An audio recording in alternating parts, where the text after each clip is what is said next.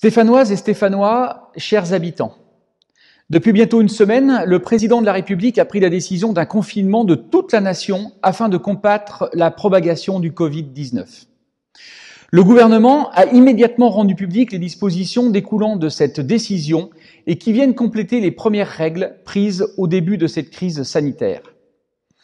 Cette décision a été dictée car les gestes barrières ne suffisent plus pour contenir le virus. Faute aussi, c'est bien regrettable, d'une discipline stricte de tous nos compatriotes. Désormais, les déplacements ne sont plus autorisés que pour des motifs identifiés et limités en nombre. Du respect rigoureux de ces règles dépend l'issue plus ou moins rapide de la crise. Une issue qui est synonyme de vie sauvée. En restant à la maison, vous contribuez à sauver des vies et à enrayer la progression de la maladie. Il s'agit d'un geste responsable et, osons le dire, citoyen. Notre voisin, nos collègues, nos amis et nos familles ont droit à cette marque de respect et se soucient pour leur santé.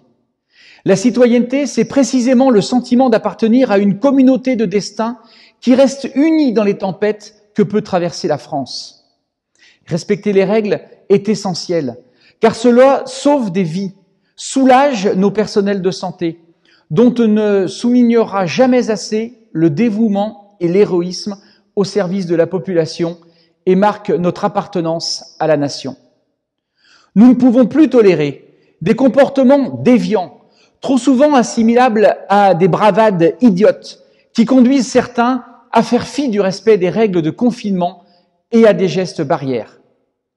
Nous devons réduire à zéro le risque d'exposition aux dangers de tous les habitants afin de créer cette chaîne de responsabilité sanitaire dont nous avons tant besoin. Une fois encore, il est essentiel que chacun d'entre nous soit conscient de l'importance du respect des règles sanitaires destinées à combattre cette crise exceptionnelle. Laisser les choses en l'état serait criminel. Aussi, en toute responsabilité, j'ai décidé, à compter de ce jour, que tous les lieux publics, tels que les parcs, les jardins, les cimetières, seraient non seulement fermés, mais totalement interdits d'accès. Conformément aux dernières dispositions gouvernementales, la police municipale est désormais habilitée à mener toutes les opérations de vérification et de verbalisation en cas de non-respect des règles liées au confinement.